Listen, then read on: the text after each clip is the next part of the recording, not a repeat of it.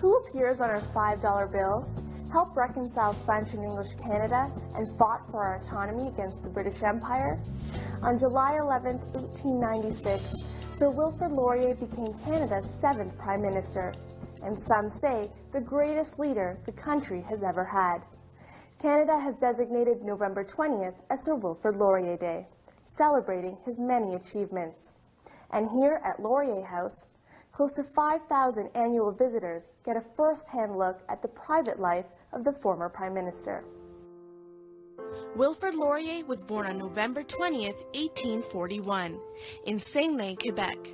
Later in life, Laurier came to be known as a very charming and witty man, as one of the best orators Canada has ever had, and as an aristocrat who was always impeccably dressed. But his childhood was quite different. He was the son of a farmer who learned to speak English while working at his first job as a store clerk selling dry goods to farmers. Politics was always a topic of discussion at the dinner table, as both his parents were involved in several community organizations.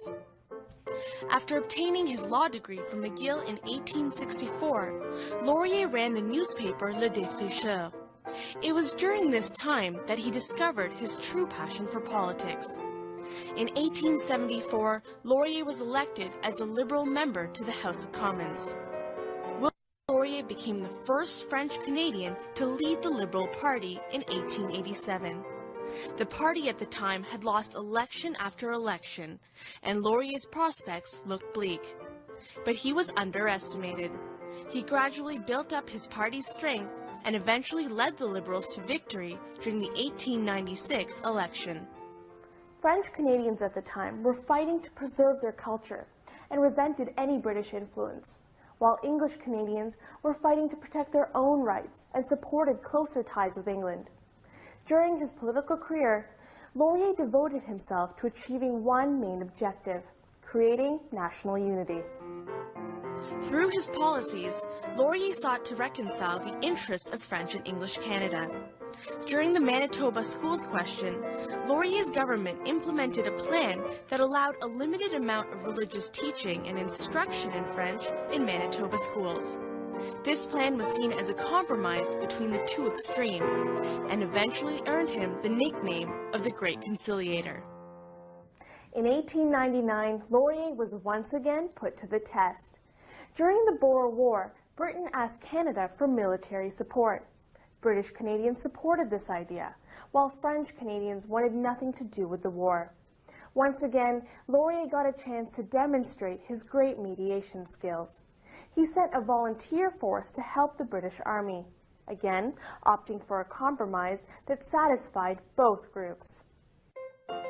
After another election in 1900, Laurier was at the peak of his power. This golden age saw unprecedented growth and prosperity for Canada. During this time, immigration expanded greatly in the West, which led to the creation of Alberta and Saskatchewan in 1905. Despite all his success, it is said that perhaps Wilfrid Laurier's greatest failure was his ambitious railway scheme. Laurier hoped to expand on former Conservative Prime Minister John A. Macdonald's national railway system. However, his project turned out to be a financial disaster that reflected poorly on Laurier and the Liberals. Another unpopular policy was Laurier's Navy Bill, once again creating divisions between French and English Canada.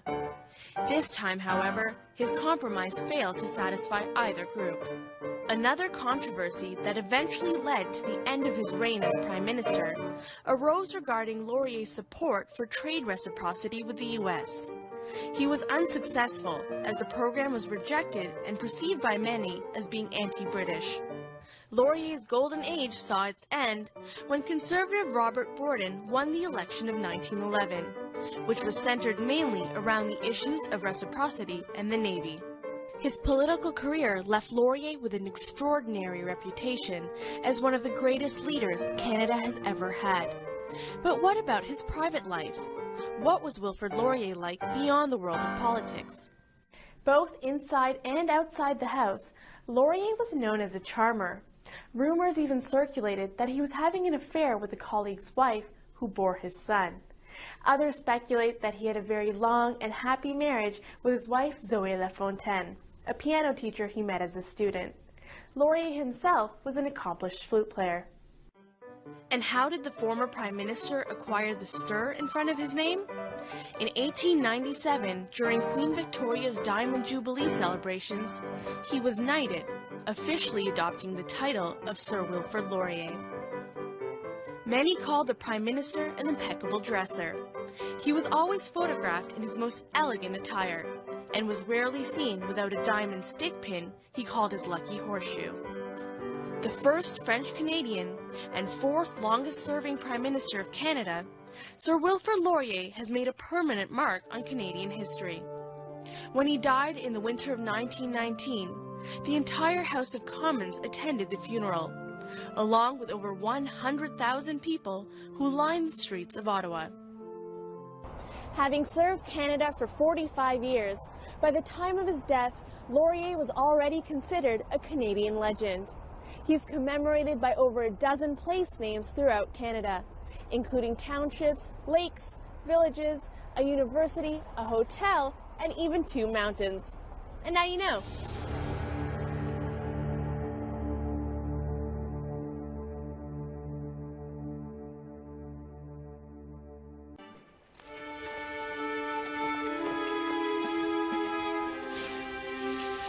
On the eastern edge of Europe, peasants endure the lowest standard of living in the Western world. Life is medieval, and prospects are bleak. Petro Zvaric is a restless, ambitious, and confident young student. He reads posters promising free farmland in a country far across the ocean, and decides his destiny lies halfway around the world. Friends thought I had lost my mind. I was planning to go to Canada, where only buffalo, Indians, and Eskimos inhabited the land of ice and snow. But I am confident that life in Canada is better than it is here. As a new century dawns, Petro Zvaric and hundreds of thousands more board ships destined for an unknown land. The face of Canada is about to change forever.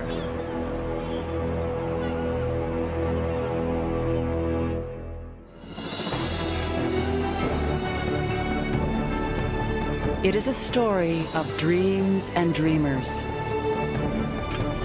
of a place where almost anything is possible.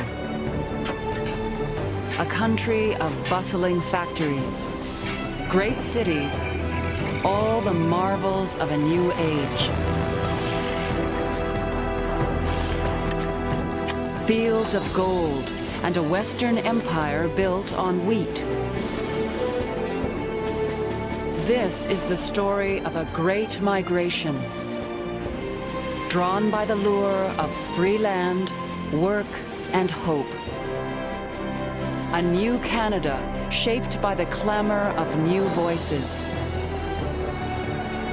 by a bitter clash of visions between a political master and his one-time protege. As Canada makes its way in the world, it pays a terrible price for its newfound strength.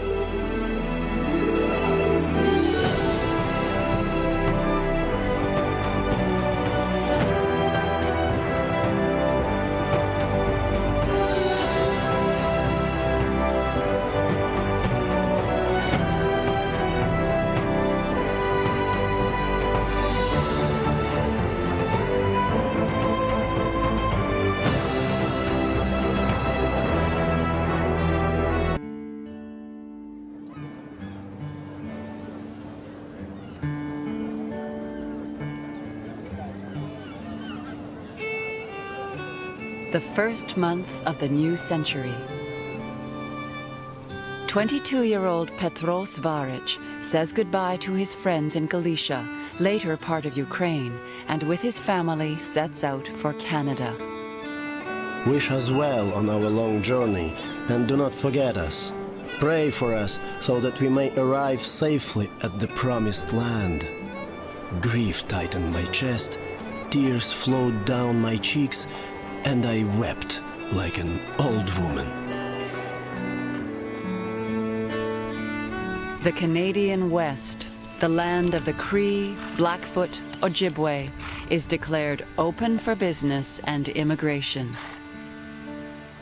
New arrivals come from Britain and America, but not enough. Wilfrid Laurier's new Minister of Interior, Clifford Sifton, wants settlers who can endure. I think a stalwart peasant in a sheepskin coat, born on the soil whose forefathers have been farmers for 10 generations, with a stout wife and a half-dozen children, is good quality. I am indifferent as to whether or not he is British-born. The posters across Europe are enticing.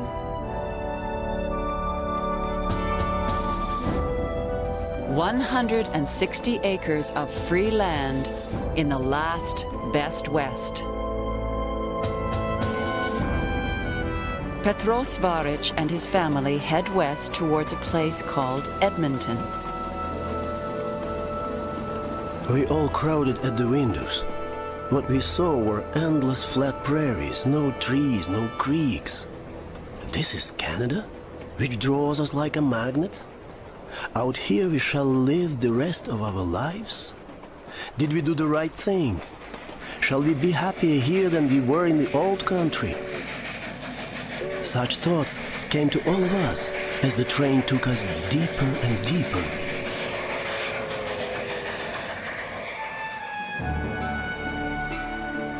Others come as well, adding new names to the prairie map.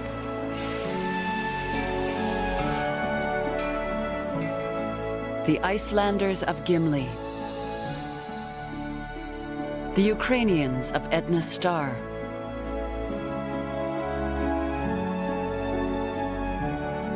The Doukhobors of Langham.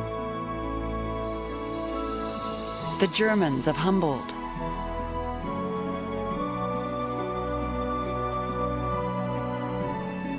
The Poles of Cook's Creek. The Mennonites of the West Reserve. The Jews of Edenbridge.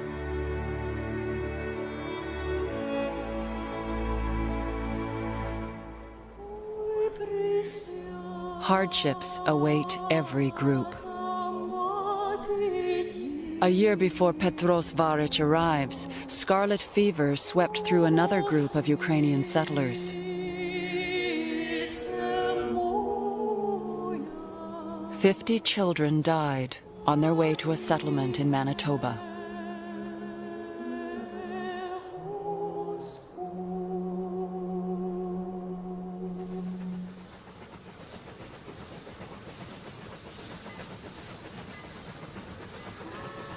Heading deeper into the unknown is another immigrant, Maria Adamowska. We were afraid we were coming to the end of the world. The heart of many a man sank to his heels, and the women and children raised such cries as defies description.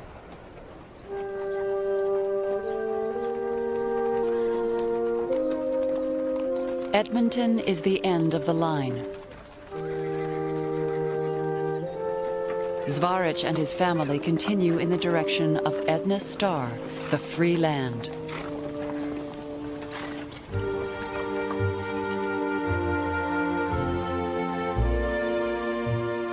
They come across recent homesteaders living in primitive conditions.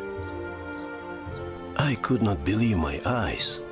The house was like a little pigsty covered with sod. Our hearts sank with what we saw, and what obviously awaited us too.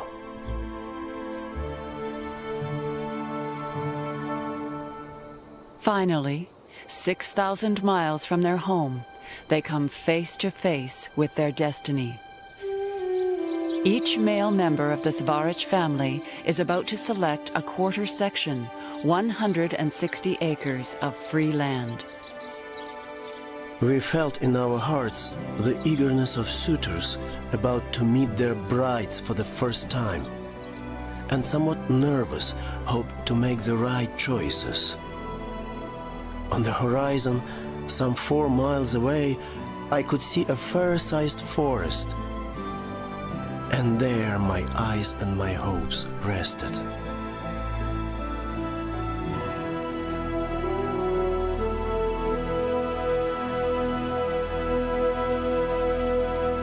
By the fall of 1900, after only 6 months on their new farm, Petro's parents take in their first harvest. The total yield was 3 times as much as they would have had in the old country. My father now felt like a wealthy man and would not return to his old farm in the old country for anything. For if he accomplished this much in 1 year, imagine how much he would have in 5 or even 10 years. Maria Adamoska's family chooses land in Saskatchewan. Winter was setting in. My father built a cave in a riverbank, covered with turf. Oh, how fortunate we felt. We would not have traded that root cellar for a royal palace. Petro Svaric will need money to start his farm. He leaves his land with his parents and works on the railways and in the mines, and is determined to improve his English. That first winter, Svaric writes back to his sister in Eastern Europe. You've been harsh with us, Canada. But it was so much worse in the old country. Here we can work for ourselves and live in prosperity someday. For in Canada there is much land, enough to work on, as long as one has strength. Petro Svaric and thousands like him are about to transform their new country.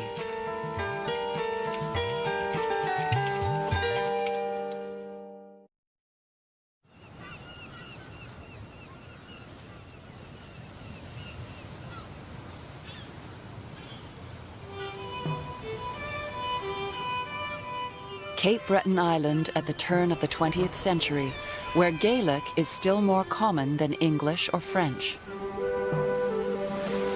And here too, a new era is dawning. Fishermen are trading in their nets for a pickaxe. Coal is king, and we have every reason to feel that at no distant date, Glace Bay will take its place among the leading cities of Canada. In the new city of Glace Bay, Mayor David Burchell stokes the engine of progress. Underground. There is employment for everyone willing to work. Wages are good, and good order is maintained. 14-year-old Tyus Tutty takes a job in the coal mines. When his father drowned, Tyus became the first in 5 generations to leave the sea. I had a lot of accidents. There's no question about it. I had this hand smashed. I had that skull fracture. I said, look, I gotta make a living and there's no other place to go. I said, I'm not a coward. If I die down there, well, I'll die down there. In Glace Bay, one company, Dominion Coal, not only owns the mines, but controls almost every aspect of a miner's life. At the company store, Tyus has to pay for his own food, explosives, and safety equipment, all deducted from his pay. At the end of a month, Tyus can take home as little as 70 cents.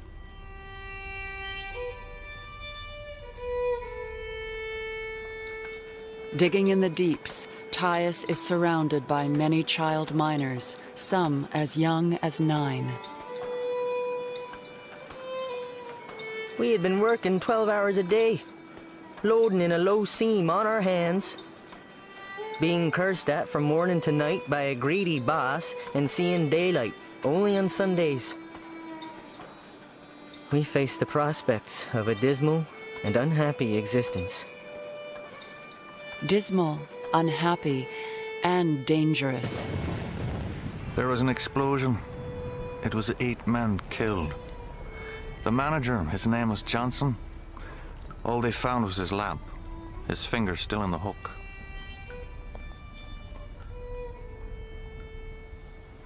Meanwhile, directly above the miners' heads, a technological revolution is taking place on the shores of Cape Breton Island. From these transmission towers, a struggling Italian inventor, Guglielmo Marconi, is about to change the way the world communicates.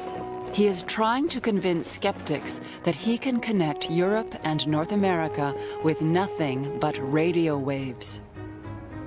A reporter from the Sydney Record takes note. Excitement around town is intense, and all kinds of news is going the rounds concerning events the future will unfold.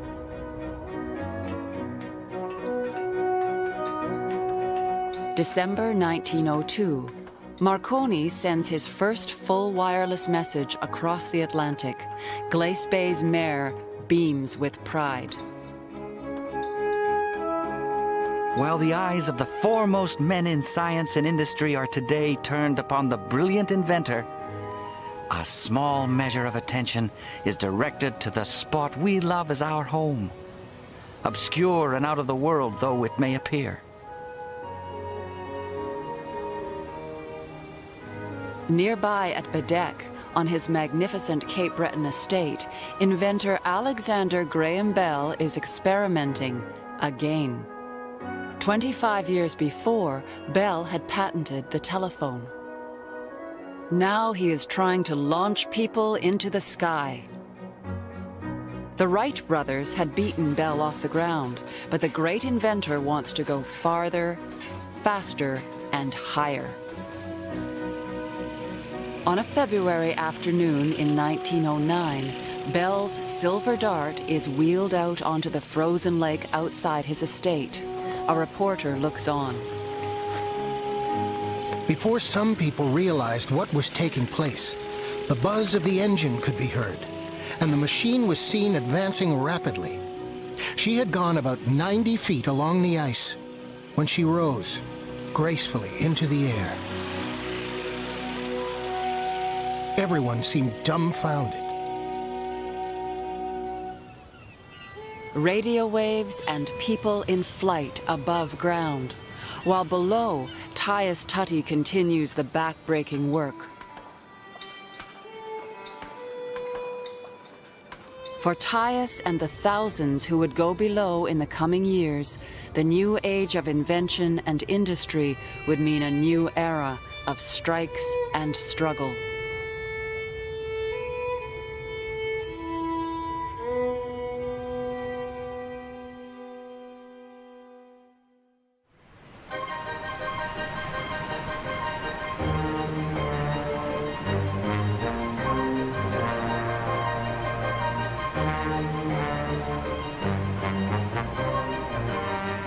White gold flows over the falls at Niagara.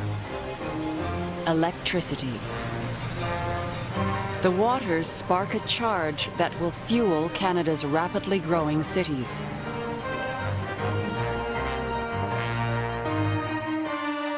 Adam Beck, a cigar box maker from London, Ontario, sees the potential. The man who will create the world's largest electric company vows to light up the towns.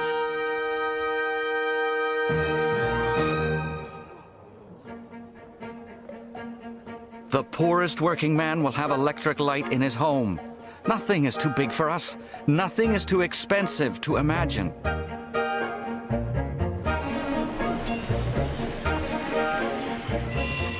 In Toronto, affordable electricity ignites an industrial boom.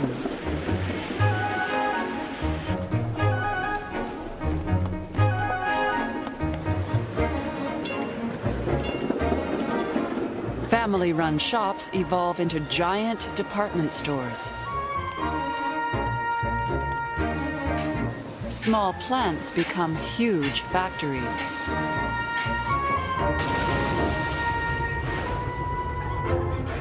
It is an era of urbanization, as many immigrants now stay in the cities as take up land in the West. Montreal triples in size in 20 years, and by 1912 is the first Canadian city to reach 500,000 people.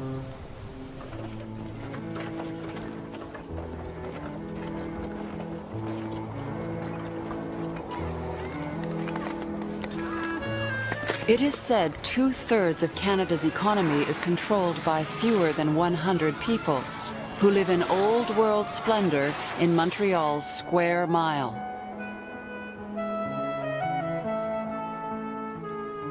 The merchant princes of Canada live on a hill looking down on the city. The Van Horns, the Molsons, the Burkes,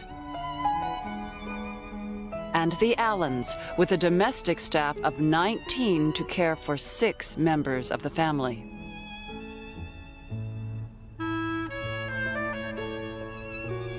Canadian Pacific Railway decorator Kate Reed casts a wry eye on her neighbors and clients. Went to Mrs. Hugh Graham's at home.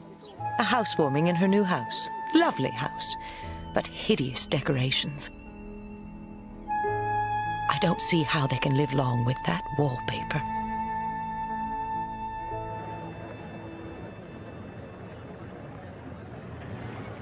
But for most Montrealers, the Square Mile may well be a world away.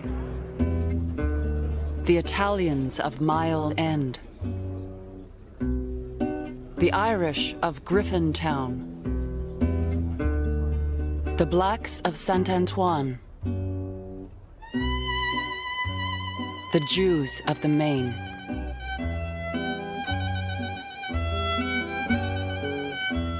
Israel Medrash is 16 years old when he arrives alone from Bielorussia. Like many Jewish immigrants, he gets work in a tailor shop. The tailors officially worked 59 hours a week. Unofficially, during the busy season, they worked from dawn until dusk. The workers were embittered by poverty and misfortune. There was perpetual class struggle between the workers and their employers. In the Yiddish language newspaper, Medrash writes about the emerging voices of the workers and their new revolutionary ideas. The immigrants were confident that the socialists could organize the impoverished tailors and cloakmakers into unions to fight for better working conditions in the factories and sweatshops. The tailors call a strike. The strike lasted 9 weeks and ended in victory for the workers. The 59-hour work week was abolished. From then on, they never worked more than 49 hours a week. Montreal is swelling with workers, and not all are immigrants. Many are French-Canadian farmers looking for work. The city is now 60% French. In 1900, the average pay is 13 cents an hour. A pound of butter costs 20 cents. In the working neighborhoods, 1 child in 4 will die before the age of 1. An adult is not expected to live beyond 50.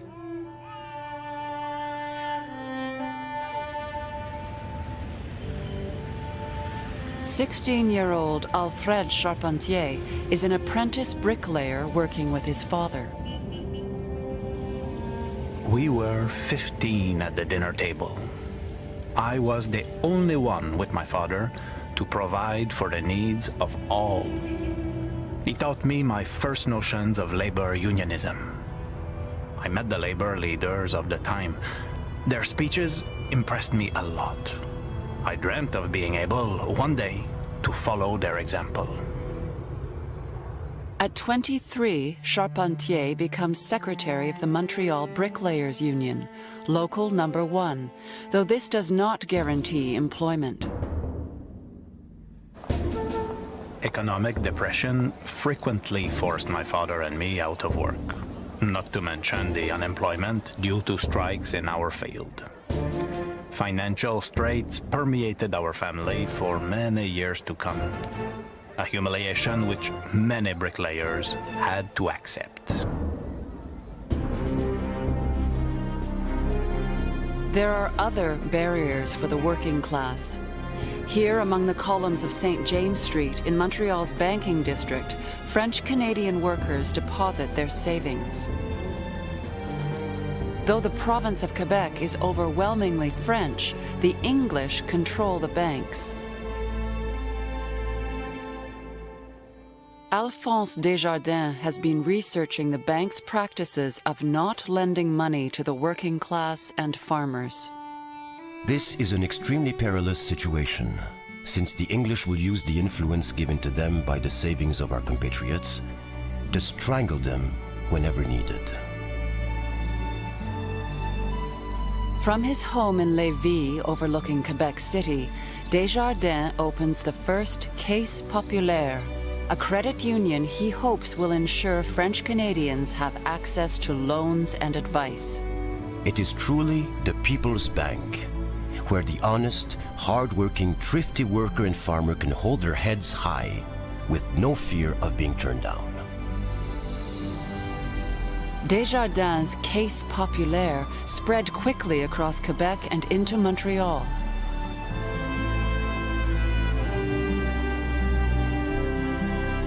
Industry, technology, and workers. It is an era of progress. As a new century begins to take shape, the cities of Canada are awakening.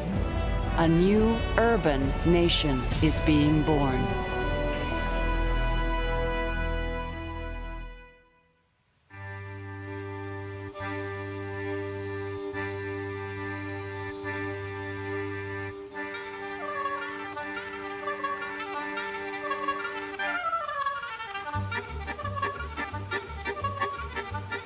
Growing along with the prairie wheat are new towns like Dauphin, Prince Albert, Vulcan.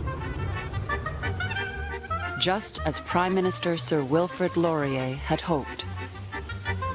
They came last year 100,000 strong, and still they come in greater numbers. Already they are at work, sowing, harvesting, and reaping.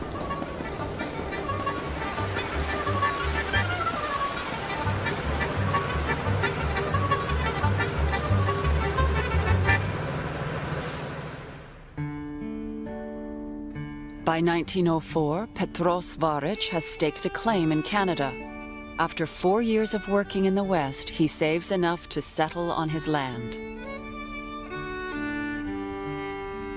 He marries and begins a family.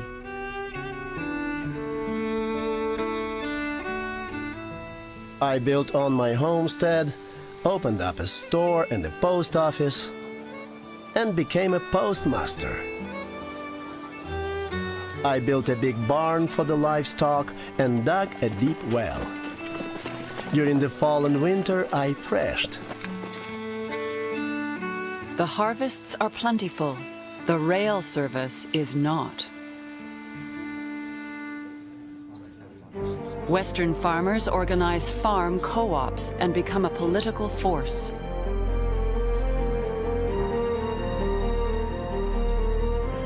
There are more than 500,000 people in the Northwest Territories, and now they want their own government. The Prime Minister promises that if re-elected, he will create 2 new provinces.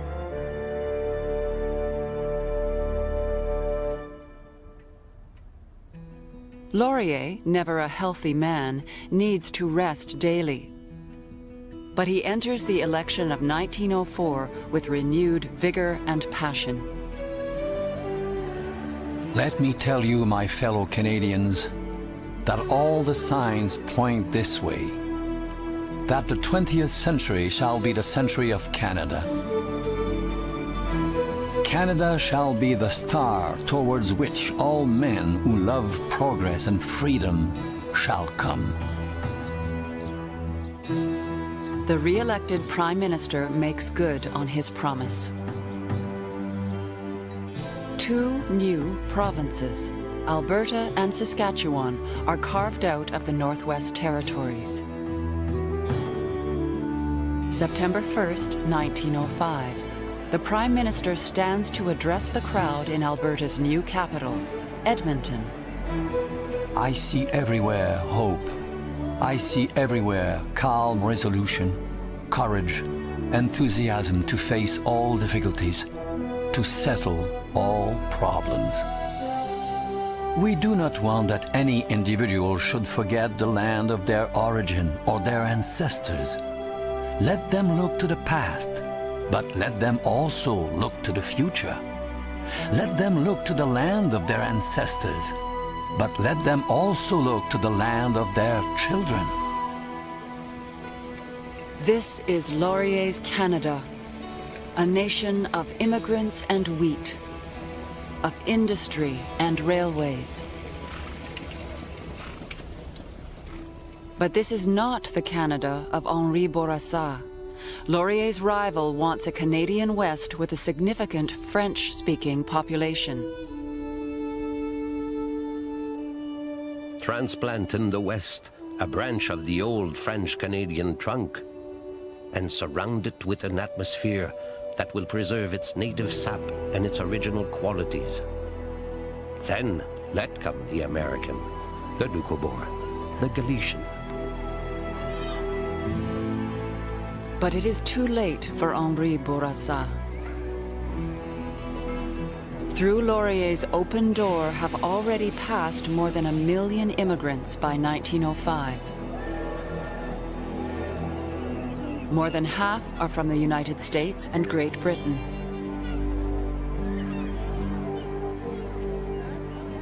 Most of the others are from Europe, and they are still coming.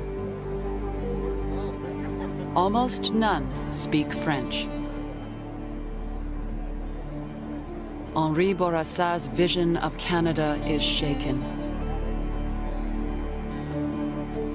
I regret to find developing that feeling that Canada is not Canada for all Canadians.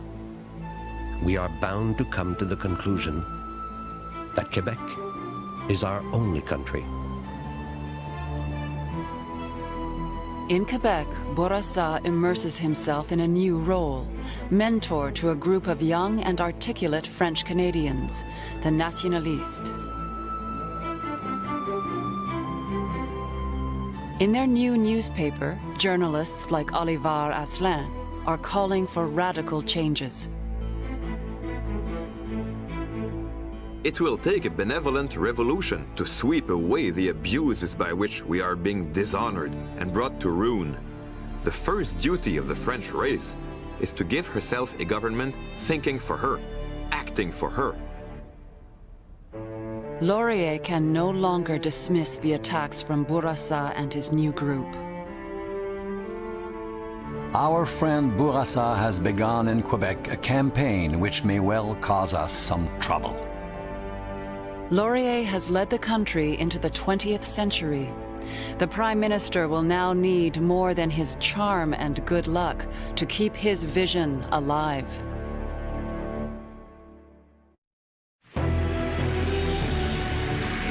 In the new Canada, new voices are being heard. New conflicts come to the fore. Women demanding equal rights. Immigrants seeking their place in the teeming cities. A bitter debate over Canada's place in the British Empire. And the path that leads to a horrifying war.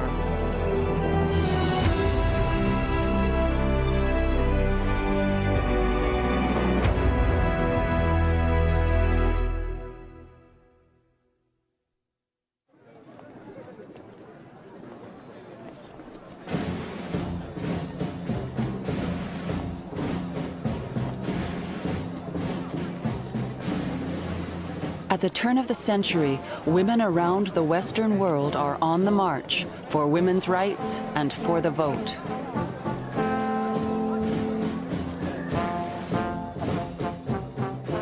In Canada, a young school teacher will rise from the prairies of Manitoba to ignite the movement for the women's vote. Her name is Nellie Mooney. Our worthy opponents will emphasize the fact that women are the weaker vessel. Well, I should think that a woman who cooks for men, washes and bakes and scrubs and sews for her family could stand the extra strain of marking a ballot every 4 years. Most men show little sympathy. Manitoba Premier Sir Rodmond Roblin is typical. The majority of women are emotional, and if given the franchise, would be a menace rather than an aid. By getting the vote, women's groups hope to enact prohibition laws banning the sale of alcohol. We had all the arguments. No one could deny that women and children were the sufferers from the liquor traffic. Any fun that came from drinking belonged to men exclusively. And the men themselves would be the first to admit that. Nellie Mooney knew at an early age she was not destined for a traditional future. At 16, the young schoolteacher met the woman who would transform her life. Annie McClung, the wife of the new Methodist minister, was circulating a petition asking that women be allowed to vote. Nellie was attracted to both the movement and to the woman who would become her mentor. I wanted to be like her, with her quiet dignity and her well-cut clothes. In fact, I said, she is the only woman I have ever seen whom I should like to have for a mother-in-law. Having decided on a mother-in-law, Nellie set off to the local drugstore in search of Annie's eldest son, Wes, a young pharmacist whom she was determined to marry. I made no pretense of being the Victorian maiden who sits on the shore waiting for a kindly tide to wash something up at her feet. Not at all. Having seen something that looked like a treasure, I plunged boldly in and swam for it. Within the year, Nellie McClung was married and a mother.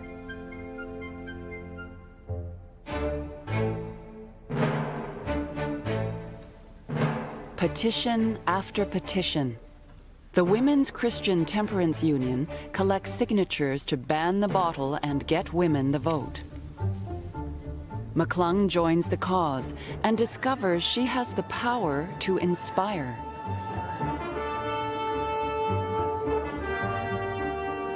Prohibition is a hard-sounding word, worthless as a rallying cry.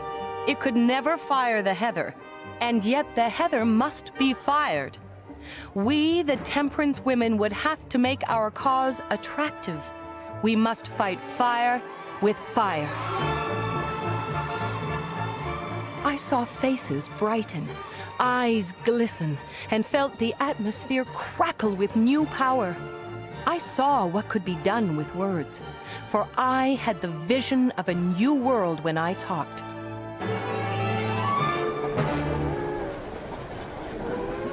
McClung's oratory brings her widespread fame. She travels across North America speaking to women's groups, not only about the vote. Our insane way of dressing has much to do with shaping women's thought. The absurdly tight skirts, which prevented the wearer from walking like a human being, made a pitiful cry to the world. It says, I am not a useful human being. See, I cannot walk, I dare not run, I am not of use. I am made to be supported. My sex is my only appeal. By 1914, women in Australia, New Zealand, and parts of the United States can vote. Across Canada, women embrace the dream of equality. In Quebec, there is Marie Gérin Lajoie. In British Columbia, Helena Guttridge. In Ontario, Emily Howard Stowe. But still, no Canadian province or the federal government allows women to cast a ballot. In Manitoba, Premier Sir Rodmond Roblin continues to argue against granting the vote to women. Placing women on political equality with men would cause domestic strife. I believe women's suffrage would break up the home. January 28, 1914. Walker Theatre, Winnipeg. A sold-out audience. On stage is Nellie McClung and a small group of women. They are staging a play, A Women's Parliament. McClung plays a female premier in a make-believe country where men want the vote. If men were to get the vote, who knows what would happen? It's hard enough to keep them at home now. Politics unsettles men, and unsettled men means unsettled bills, broken furniture, broken vows, and divorce. There is no use giving men votes. Man has a higher destiny than politics. The Women's Parliament is a huge success. And while Conservative Premier Roblin will not give in, the Liberals promise that if they are elected, women will get the vote. In the 1915 election, the Liberals under T.C. Norris are elected. On January 27, 1916, Nellie McClung and the women of Manitoba become the first in the country to win the right to vote in provincial elections and to hold elective office.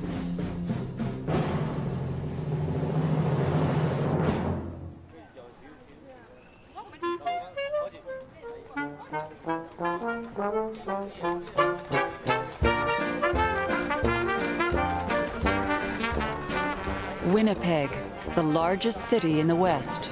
Chicago of the North.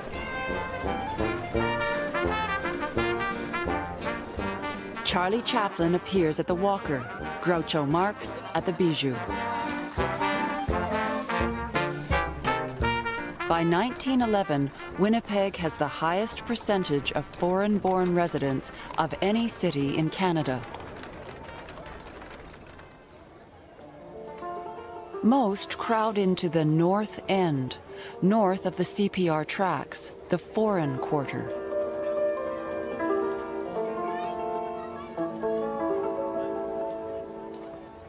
Conservative Member of Parliament Dr. Thomas Sproul, leader of the Protestant Orange Order, voices a common concern. Canada is today the dumping ground for the refuse of every country in the world. Henri Bourassa, leader of the French-Canadian Nationaliste, once welcomed the immigrants, but not anymore. It was never in the minds of the founders of this nation that one day Canada would become a land of refuge for the scum of all nations, to such an extent that our two founding races would be drowning amidst a flood of intruders. But there are new sounds coming from the pulpit. James Shaver Woodsworth is a Methodist minister, the son of prairie missionaries. He feels it is his duty to improve the conditions of these new immigrants. Ignorance of the language, low standards of living, incompetency, drunkenness, and other evils are producing conditions as bad as are to be found in the slums of the great cities. Woodsworth preaches the Protestant Church's new social gospel, which strives for the kingdom of God on earth.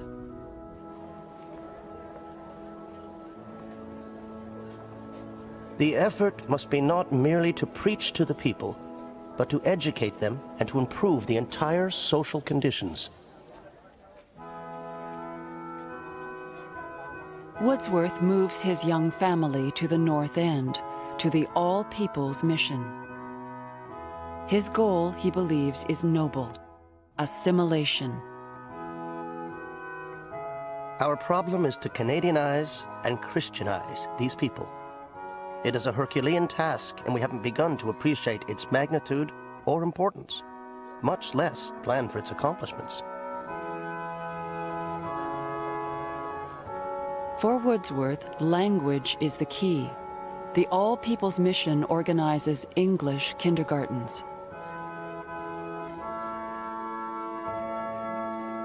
He raises funds for a permanent school and starts evening classes for working adults to learn English. If Canada is to become in any real sense a nation, if our people are to become one people, we must have one language. Hence, the necessity of national schools where the teaching of English, our national language, is compulsory. Wordsworth gets to know his neighbors. John Klimbile and wife and 6 children, and from 15 to 20 boarders, live in 4 rented rooms. The place is beastly dirty. Michael Yakov and his wife are Russians. Peter, the oldest boy, 8 years old, has to go out along the streets and lanes where he can find sticks of wood, empty barrels for which he gets a few cents to help keep the family. Of course, he does not go to school. In 1909, after 2 years working and living in the North End, Wordsworth publishes his views on immigration, Strangers Within Our Gates.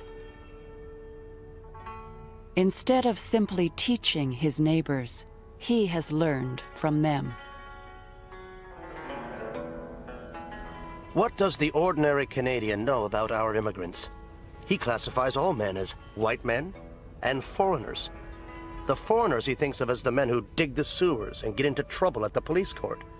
They're all supposed to dress in outlandish garb and speak a barbarian tongue and smell abominably. Wordsworth's book sells 10,000 copies and brings him national recognition.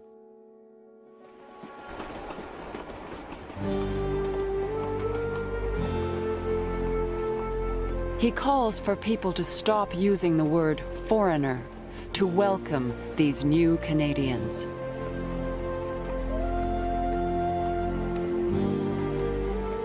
Within the 2 decades has come an inrush of over 2 million immigrants. Some would gladly return to the simpler joys of earlier days, but for good or ill, we are launched upon a larger life.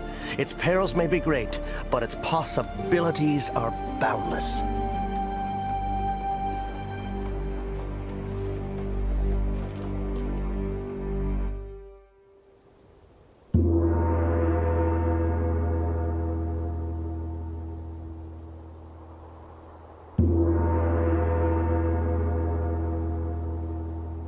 British Columbia was part of Gyeomsan, Gold Mountain, to the thousands of Chinese men who first crossed the Pacific with dreams of a better life.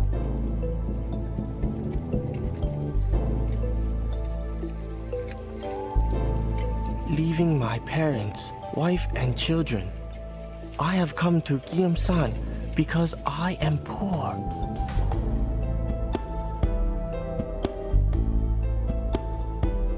I have always yearned to go to the Gold Mountain, but instead it is hell, full of hardships.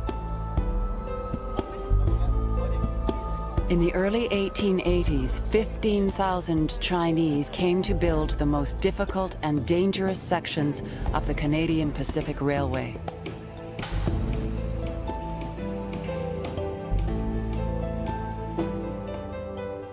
One Chinese worker died for every mile of track laid between Vancouver and the Rockies.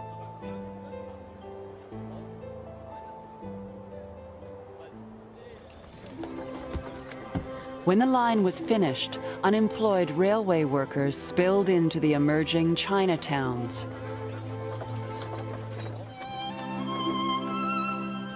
The Chinese here congregate in one part of the city for companionship. Besides, the Chinese know that the white people have had no friendly feeling towards them.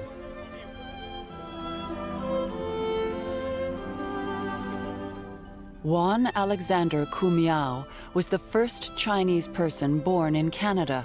He works at his father's store in Vancouver's Chinatown.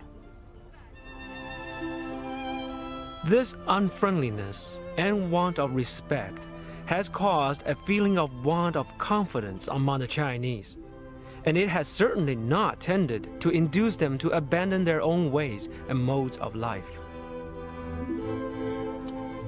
The Chinese perform the only jobs available to them in hand laundries, as cooks, domestics, street vendors.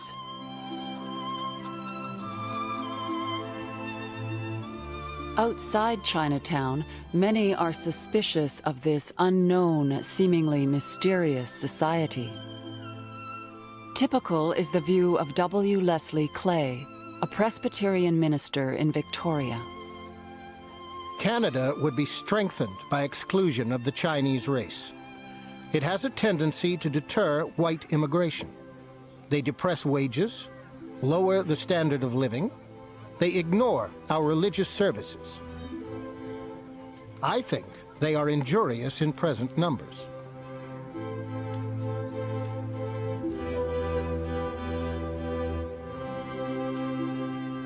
To try to stop Chinese immigration, the government sets an entry fee, a $50 head tax. Juan Alexander Kumiao begins speaking out. Now in his 30s, he's doing unusually well. An official courtroom interpreter, he marries one of the few single Chinese women in Vancouver and starts a family. Unless we have a vote and exercise other privileges where we reside, we will always be looked upon as nobody. But once we have a vote, we have the power. Instead of giving them rights, the government decides to raise the head tax to $500, 2 years' salary at a sawmill or cannery. In just 1 year, 1905, immigration from China drops from nearly 5,000 to just 8 people.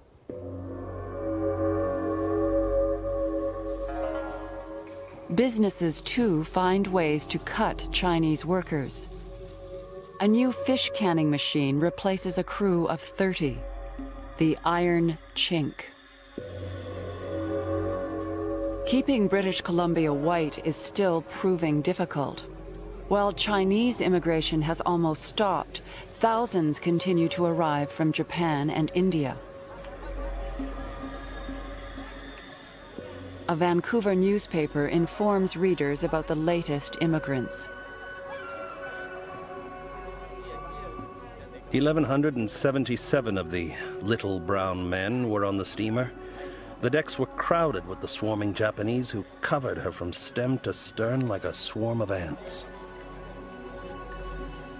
On a Saturday night in September 1907, the newly formed Asiatic Exclusion League calls a huge protest rally at City Hall. Half the city turns out. Part of the crowd turns on Chinatown.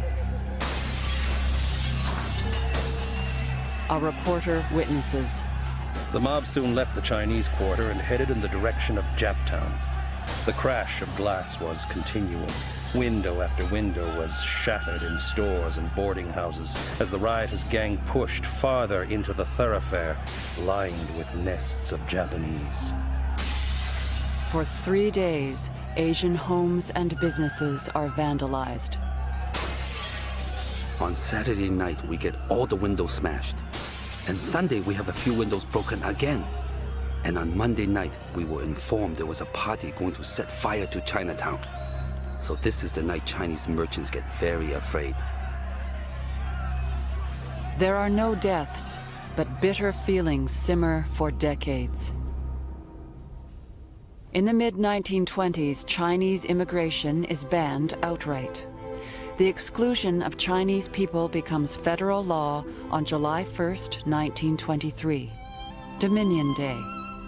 The Chinese would call it Humiliation Day.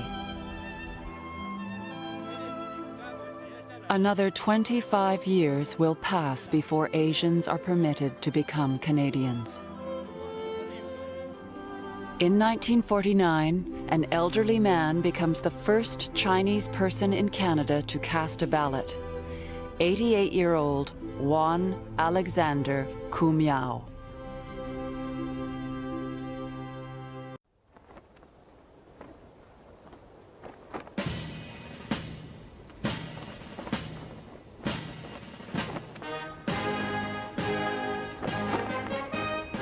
When John McCrae was 13 years old, he traveled abroad with his father, a pilgrimage from their home in Guelph, Ontario, to the center of their universe, London, England. The venerable Westminster Abbey had a profound impact. Heroes have lived and died, thrones risen and fallen, empires grown old and decayed, but through it all, unchanging in their majesty, those towers have kept steadfast watch. John returned to Canada and became an award-winning cadet. And as the century turns, the young lieutenant leads 54 volunteers from his hometown to fight in the Boer War. The prospect of defending the British Empire holds all the adventure and excitement he has read about as a child. A strange thing it is that Britain can call up from the farthest fields of the empire men who have nothing in common but the brotherhood of the Union Jack.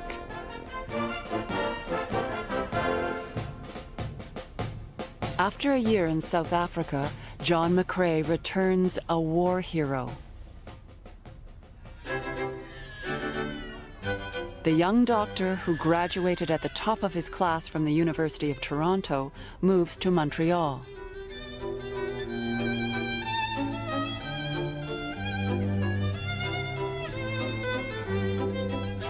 Dr. John McCrae waltzes in the ballrooms of the city's finest mansions and becomes a most eligible bachelor.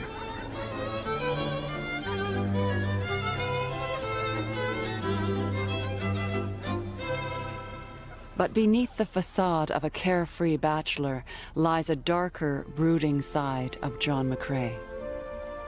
He is an aspiring poet and artist. And in his simple drawings and early poetry reveals he has never recovered from the death of his first love, Alice. In the cold, moist earth we laid her, when the forest casts a leaf, and we wept that one so lovely should have a life so brief. Her death haunts him for the rest of his life. He will never marry. In 1906, the first dreadnought plows through the English Channel. Others follow. And Germany responds with its own massive fleet. There is an arms race in Europe.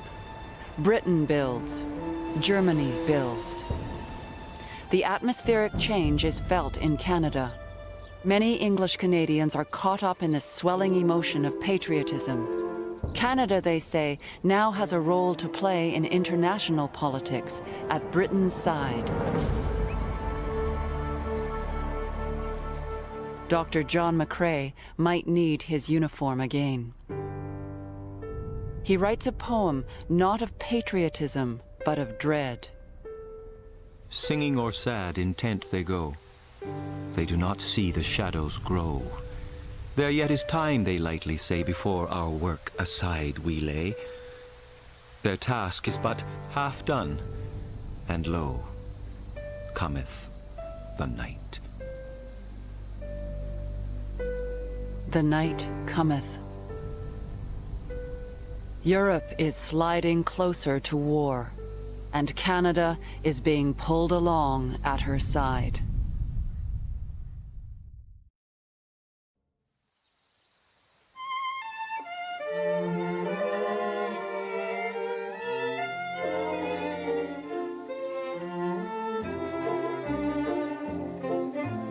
Late July 1914. Prime Minister Sir Robert Borden is on holiday in the Muskoka Lakes area of Ontario when an urgent telegram calls him back to Ottawa. War is breaking out in Europe. Germany and the Austro-Hungarian Empire against Britain, France, and Russia. Canada is also going to war. There is no choice. If Britain is at war, its dominions, including Canada, are automatically included.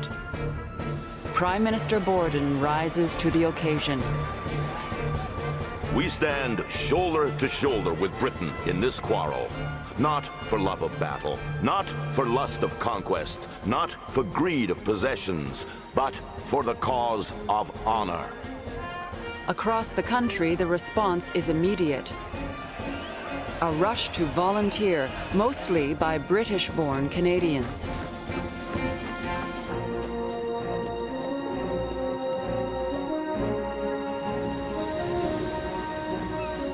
October 3rd, 1914. 31,000 Canadians set sail to the battlefields of Europe. It is the largest convoy ever to cross the Atlantic.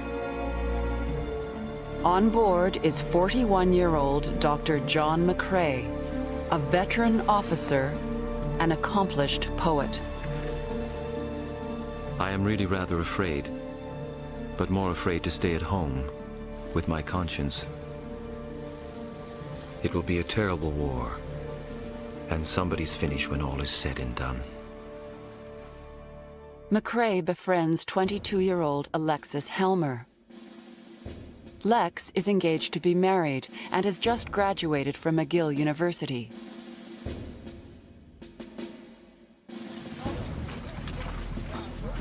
By the spring of 1915, the German army has swept through neutral Belgium. In April, the Canadian 1st Division, including McCrae and Helmer, takes up position at the front alongside French troops near Ypres, the last Belgian city not captured by the Germans.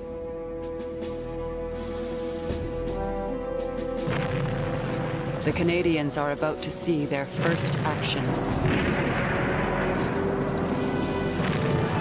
There is constant bombardment. Then, silence. In minutes, a mysterious green cloud rises from the German trenches and moves slowly with the wind over the French lines. It is the Germans' secret weapon, chlorine gas.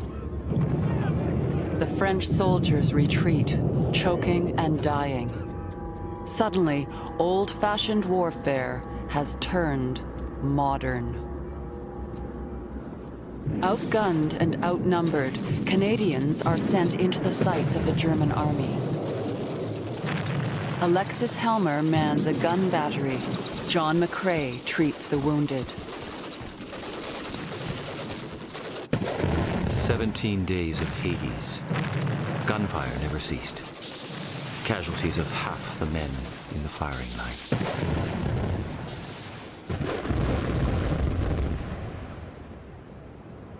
Lieutenant Helmer was killed at the guns. A very nice boy. His diary's last words were, "It has quieted a little and I shall try to get a good sleep." His girl's picture had a hole right through it and we buried it with him. I said the committal service over him as well as I could, from memory.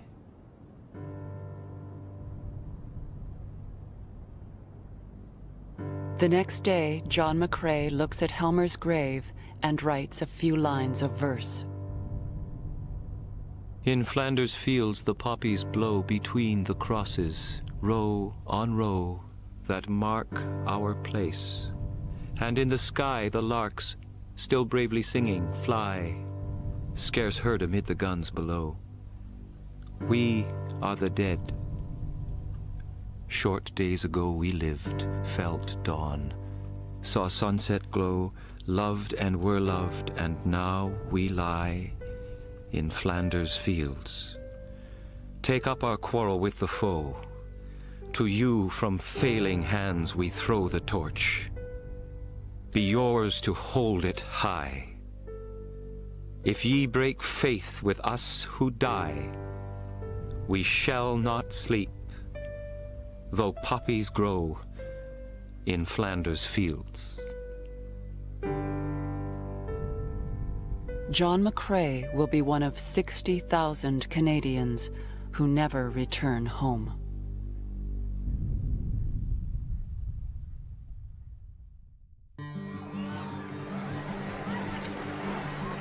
In the last 2 decades, Canada has been transformed beyond recognition. The population has doubled. It has been an era of promise, of hope, and unlimited growth. Now, in the crucible of a horrific war, Canada will come of age in an ordeal by fire.